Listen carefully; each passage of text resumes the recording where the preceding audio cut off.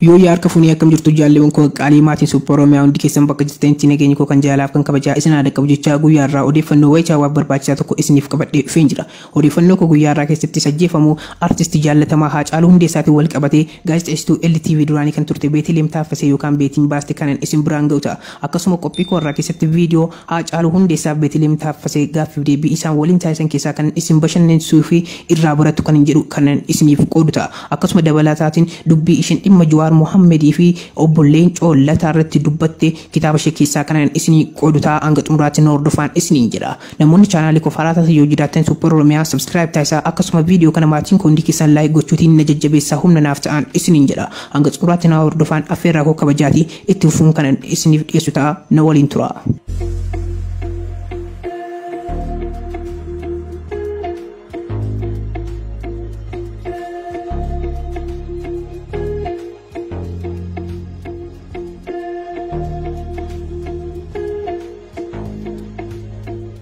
Egaa walitti deebinee jirra jaallatamoo maatii koo kallattiin gara dhimma ajjechaa Haacaaluu Hundeessaatti otoo hin darbiin dura kitaaba beetii keessaa bakka isin bashannansiisa jedhu tokko isiniif hiruuf filadheen jira. Dhimma kana akka itti aanutti isiniif dhiyeessaa na waliin tura. Kitaaba ishee fuula 281 irratti waa'ee abbaa manaa fi haadha manaa tokko caqasti. Kunis akkas ture. Haati manaa fi abbaa manaa yeroo hundaa galgala TV ilaaluutiin kadhatanii ciisu turani. Garuu abbaan manaa sababa kadhannaa kanaatiif haadha manaasaa galagalee ilaalee hin beeku. Haati manaas abbaa manaa ishee kajeeluutiin gara ogeessa xiinsammuu tokkotti dhaqxee gorsa fudhatti. Erga dhimma ishee tokkoon itti himtee booda ogeessi xiinsammuu kun akkas jechuun gorsa. Uffata baqaqaa qaama kee mul'isu uffadhu akkasuma qaama keetti dibata dibadhuutii wajjin kadhadhu achiin wajjin ciisaa jechuun itti hima. Garuu abbaan manaa yeroo haati manaa gocha kana gootu wanta yaadamne tokko jechuun itti deebisa. Yeroo isheen uffata baqaqaa fi qaama isheetti dibata dibattee dhuftu kana akkas jedheeni maaloo bareedduu koo uffata qorraa dabaladhu malee sitti qorraa akkas jechuutiin haamilee haadha manaasaa cabse. Beetiinis kana taajjabuutiin abbaan manaa akkasiis jiraam jettee katabdee jirti. Namoonni hedduus raajeffatanii dhimma kana waliif qooduu irratti argamu. Dhimma Haacaaluu Hundeessaatiinis wal qabatee Beetiin kitaaba ishee keessatti dhimmoota hedduu katabdee jirti. Achi keessaa muraasa isiniif kanan qoodu ta'a. Guyyaa tokko gara istiidiyoo otoo seenaa jirru Haacaaluun akkas jechuun na gaafadhu naan jedhe. Ati miseensa ABO'dhaa jedhii na gaafadhu naan jedhe jetti. Anis achumaan rifadhee maaliif jedheen itti fufees ati miseensa ABO'dhaa jedheen gaafadhe. Innis lakki miti jedhee naaf deebise. Anis naasuutiin walumaan gara istiidiyootti seenne jetti. Haasaa Haacaaluu keessaa fi Beetii waliin taasisan kan isin barsiisuu fi isin bashannansiisa jedhu tokko qabadhee isiniif dhufeen jira. Itti aansuutiinis dhimma Haacaaluu Hundeessaa irratti icciti ishiin baaste kanan isin biraan ga'u ta'a. ቪዲዮ ከነ ሆርዶፋ ወልት ደብና እንግዳዬ ተጽዕኖ ፈጣሪ ነው ወጣት ነው የኦሮምኛ ሙዚቃ ተጫዋቹ አርቲስት ሃጫሉ ሁንዴሳ እዚህ አጠገቤ ነው ያለው አብራችሁ ይቆዩ ሃጫሉ እንኳን ደህና መጣ እንኳን ደህና ቆይሽ እንዴት በጣም ነው የማመሰግነው እንግዳዬ ሆነ ስለመጣ ስቱዲዮ ድረስ እኔም በጣም አመሰግናለሁ ከአክብረሽ ስለጋብሽ መቼ ያዘጋጃቸው እንዴት አዘጋጃቸው ሚስጥር ነበር ወይ ግጥሙ እንግዲህ ብዙ ነው ቤቲ ያለ ሐመድ እንደኞ ከነጫላ ማልጎኑፍ ጤናስ ገበር ጉዳ አከወጅን ቡቡሉፍ ሙከርን እንግዲህ የቻለውን ከእንግዲህ ምን እናደርግ ትንሹንም ትልቁንም ገበርን አብረን እንድንኖር ብለን ኦብሱዋኑ መጅሩ ኦብሴኔ አማ ኦብሳ መታገስ ያለ ነው ታገስን መታገስ ያለብንን ያከል ኤርገ ሶዳ ፈካቴ ከኤንሽ ይትጨብሳ ፍርሃት ከመሰለ ተነስቼ አልጨርሰው ፍርሃት ከመሰለ ተነስቼ አልጨርሰው imma jecha gooticha keenya Haacaaluu Hundeessaatiin wal qabatee hanga ammaatti ragaan qabatamaa ta'e hin argamne. Namoonni hedduu akka jedhanitti Haacaaluu Hundeessaa kan ajjeefame guyyaadha jechuun dubbatu. Erga masaraa mootummaa keessatti ajjeesanii galgala konkolaataa isaa keessa kaa'uutiin gara galaan geessan jedhanii namoonni adda addaa ni haasa'u. Garuu yaadni Beetlehem kitaaba ishee irratti barreessite yaada kanaa wajjin kan wal faallessudha. Beetlehem akkas jechuutiin kitaaba ishee keessatti katabdee jirti. Haacaaluun otoo hin ajjeefamiin dura sa'aatii tokko dursee naa bilbilee ture. Hangaruu bilbila isaa kana hin argine jetti Beetiin yaada gaabbii of keessaa qabuutiin tarii otoo an argeera ta'e yookaan bilbila kana deebisee fiira ta'e Haacaaluun ooluu ni danda'a jechuun ni dubbatti. Akkasuma dabalataan Haacaaluu Hundeessaa yeroo nu argu yeroo mara of eeggadhaa jarri kun isin ajjeesti jechuutiin nu gorsaa ture. Garuu ofiisaa wanta itti deemu hin barre jechuutiin bifa gaabbii of keessaa qabuutiin hin seenee jecha jedhuutiin katabdee barreessitee jirti jechuudha. Gaazexeessituun LTV duraanii Beetlehem Taaffasee. fakkaanne hin seene anaatti hin fakkaanne hin seene edaa hin hubanne hin seene anaatti hin fakkaanne hin seene anaatti hin fakkaanne. akkasumallee dhimma kitaaba ishee keessatti caqaste keessa mooraa habashootaa yookaan nafxanyootaa kan jeeqaa jiru tokko ni jira. kunis dhimma alaabaa nafxanyootaatiin wal qabatee barreessitedha. beetiin akkas jechuun dhimma alaabaa nafxanyootaa kana caqasti. naannoo an itti dhaladhetti bakka xonqaayotaa yookaan bakka itti isaan waaqeffatan tokkotu jira. mooraa isaanii keessattis baaxiin mana isaanii irratti alaabaa magariisa, bicaa, diimaa yookaan alaabaa nafxanyootaatu dibamee jira. namni achi dhaqus yeroo mara alaabaa kana ofirratti dibatee deema jetti beetiin kitaaba ishee keessatti. anis kanumarraan kan ka'e ijoollummaa koorraa kaasee alaabaa kana guyyaa tokkoof adda koo irrattis haa ta'u harka kiyya irratti godhee hin beeku jechuun waa'ee alaabaa nafxanyootaa kana dubbatti. kanuma arguun nafxanyoonnis maraachaa jiru beetiitti jechuudha. nutis dhaamsa keenyaatiin oromoon sabboontitti oromoo tokkitti beetii kana haa eeggatuun dhaamsa keenya jabaadha. akkasuma kitaaba ishee keessatti dhimmoota adda addaa kan kaastee fi mooraa nafxanyootaa kan jeeqaa jirtudha. dhimma qabsoo oromootiin wal qabachuutiin qabsoo oromoo akkas jechuun ibsiti. oromoon gabrummaa yookaan cunqursaa akka bishaanitti dhugaa as ga'eera. rakkinaa fi cunqursaa keessa jirus namni biraa hin beekuu fi jetti beetiin. biyya ofii irratti morma buusanii deemuu fi dhukkubsachuun maal akka ta'e isaan ala dhibee kana kan beekuu fi hin jiru. ani biyya koo nan jaalladha. biyyi koo garuu uummata kooti jettee kitaaba ishee fuula 222 irratti caqastee jirti. kunis dhimma abbaa biyyummaa oromootiin kan wal qabatudha.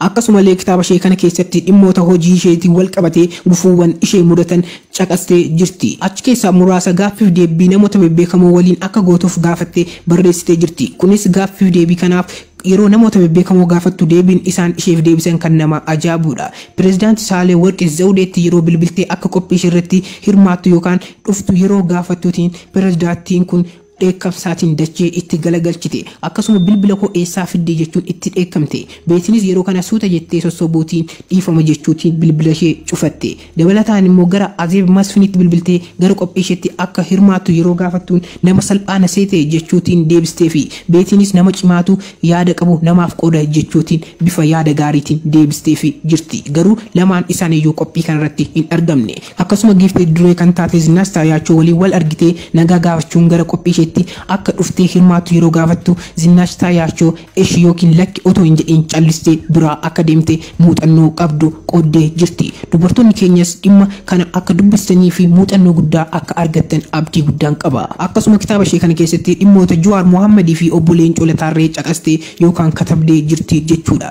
dhimma Jawaar Mohammed dargaggeessa diimaa musliimicha jechuutiin dhimmoota Jawaar Mohammed bal'inaan kan barreessitedha. akkasuma dhimma obbo Leencoo Lataatiin wal qabatee haala yeroo ce'umsaa yookaan chaartiraa bara 1991 turee fi dhimmoota garaagaraa ija jabaachuutiin gaafadheen jira jechuun kitaaba ishee keessatti wanta hedduu barreessitee jirti. kitaaba kana tokko tokkoon dhimma isaa kanan isiniif dhiyeessu yoo ta'e kitaaba ishee kanarratti dhiibbaa qabaachuu mala jechuun irraa of qusadheen jira. akkasuma namoonni wanta isiniif dhiyeessu barbaadan koomentii irratti naaf barreessaa deebii gahaa kanan isiniif kennu ta'a. akkasuma kitaaba kana akka bittattanii dubbistan hundi keessaniyyuu asumaanan isin affeera. walumaa galatti kitaabni beetii kun ergaa guddaa fi iccitiiwwan hedduu kan of keessatti qabatee jirudha. yeroo ammaa kana maxxansi marsaa tokkoffaa kan xumuramee fi marsaan lammaffaa kan maxxanfamee gabaarra oolee jirudha. kitaabni kun yeroo dhiyootti gara afaan oromootti hiikamee gabaarra akka oolus Beetlehem Taaffasee dubbattee jirti.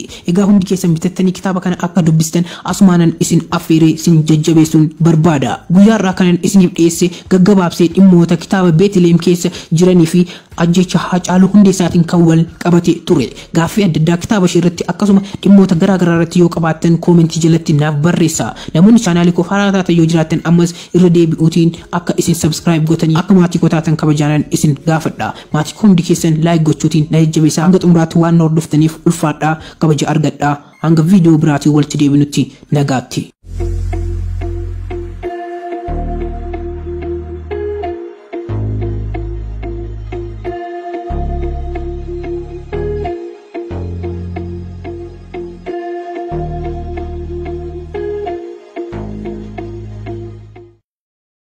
Yoo yaarka funii akkam jirtu jaalleewwan koo qaalii maatiin Super Oromiyaa hundi keessan bakka jirtanitti nageenya koo kan jaalaaf kan kabajaa isin haadha qabu jechaa guyyaa irraa odeeffannoo wayichaa waan barbaachisaa tokko isiniif qabadhee dhufeen jira. Odeeffannoo koo guyyaa irraa keessatti sajjeeffamu artistii jaallatamaa Haacaaluu Hundeessaatiin wal qabatee gaazexeessituu LTV duraanii kan turte Beetlehem Taaffasee yookaan Beetiin baaste kanan isin biraan ga'u ta'a. Akkasuma qophii koo irraa keessatti viidiyoo Haacaaluu Hundeessaa Beetlehem Taaffasee gaaffiif deebii isaan waliin taasisan keessaa kan isin bashannansiisuu fi irraa barattu kan jedhu kanan isiniif qoodu ta'a. Akkasuma dabalataatiin dubbii ishin dhimma Jawaar Mohammedii fi obboleen Coollataa irratti dubbatte kitaaba ishee keessaa kanan isinii qoodu ta'a hanga xumuraatti na hordofaa isiniin jedha. Namoonni chaanaalii koo haaraa taatan yoo jiraattan Super Oromiyaa subscribe taasisaa akkasuma viidiyoo kana maatiin koo hundi keessan like gochuutiin na jajjabeessaa humna naaf ta'an isiniin jedha. Hanga xumuraatti na hordofaa affeerraa koo kabajaatii itti fufuun kanan isiniif dhiyeessu ta'a na waliin tura.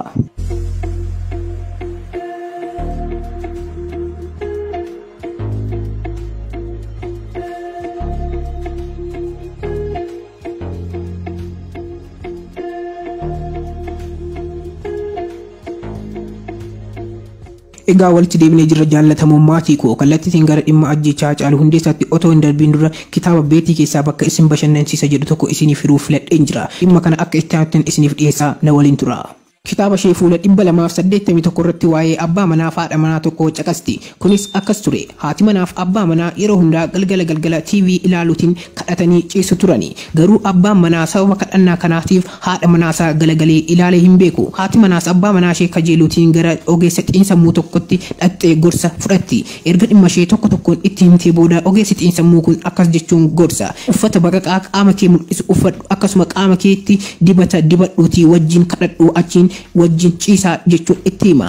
Garuu abbaan manaa yeroo haati manaa gocha kana gootu wanta yaadamne tokko jechuun itti deebisa. Yeroo isheen uffata baqaqaa fi qaama isheetti dibata dibattee dhuftu kana akkas jedheeni. Maaloo bareedduu koo uffata qorraa dabaladhu malee sitti qorraa akkas jechuutiin haamilee haadha manaasaa cabse. Beetiinis kana taajjabuutiin abbaan manaa akkasiis jiraam jettee katabdee jirti. Namoonni hedduus raajeffatanii dhimma kana waliif qooduu irratti argamu. Dhimma Haacaaluu Hundeessaatiinis wal qabatee Beetiin kitaaba ishee keessatti dhimmoota hedduu katabdee jirti. Achi keessaa muraasa isiniif kanan qoodu ta'a. Guyyaa tokko gara istiidiyoo otoo seenaa jirru Haacaaluun akkas jechuun na gaafadhu naan jedhe. Ati miseensa ABO'dhaa jedhii na gaafadhu naan jedhe jetti. Anis achumaan rifadhee maaliif jedheen itti fufees ati miseensa ABO'dhaa jedheen gaafadhe. Innis lakki miti jedhee naaf deebise. Anis naasuutiin walumaan gara istiidiyootti seenne jetti. Haasaa Haacaaluu keessaa fi Beetii waliin taasisan kan isin barsiisuu fi isin bashannansiisa jedhu tokko qabadhee isiniif dhufeen jira. Itti aansuutiinis dhimma Haacaaluu Hundeessaa irratti icciti ishiin baaste kanan isin biraan ga'u ta'a. ቪዲዮ ከነ ሆርዶፋ ወልት ደብና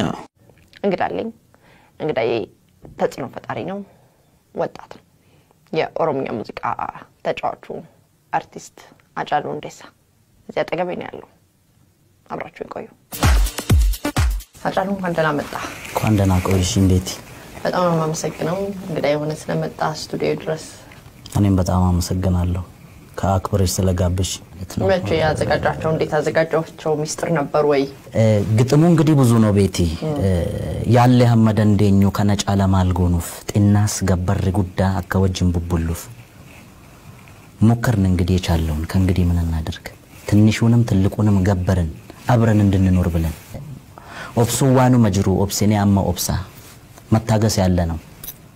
ታገስን መታገስ ያለብንን ያክል ኤርገ ሶዳ ፈካቴ ከኤኒሽት ጨብሳ ፍርሃት ከመሰለ ተነስቼ አልጨርሰው ፍርሃት ከመሰለ ተነስቼ አልጨርሰው dhimma ajjechaa gooticha keenya Haacaaluu Hundeessaatiin wal qabatee hanga ammaatti ragaan qabatamaa ta'e hin argamne. Namoonni hedduu akka jedhanitti Haacaaluu Hundeessaa kan ajjeefame guyyaadha jechuun dubbatu. Erga masaraa mootummaa keessatti ajjeesanii galgala konkolaataa isaa keessa kaa'uutiin gara galaan geessan jedhanii namoonni adda addaa ni haasa'u. Garuu yaadni Beetlehem kitaaba ishee irratti barreessite yaada kanaa wajjin kan wal faallesudha. Beetlehem akkas jechuutiin kitaaba ishee keessatti katabdee jirti. Haacaaluun otoo hin ajjeefamiin dura sa'aatii tokko dursee naaf bilbilee ture. Garuu bilbila isaa kana hin argine jetti Beetiin yaada gaabbii of keessaa qabuutiin tarii otoo an argeera ta'e yookaan bilbila kana deebisee fiira ta'e Haacaaluun ooluu ni danda'a jechuun ni dubbatti. Akkasuma dabalataan Haacaaluu Hundeessaa yeroo nu argu yeroo mara of eeggadhaa jarri kun isin ajjeesti jechuutiin nu gorsaa ture. Garuu ofiisaa wanta itti deemu hin barre jechuutiin bifa gaabbii of keessaa qabuutiin hin seenee jecha jedhuutiin katabdee barreessitee jirti jechuudha. Gaazexeessituun LTV duraanii Beetlehem Taaffasee.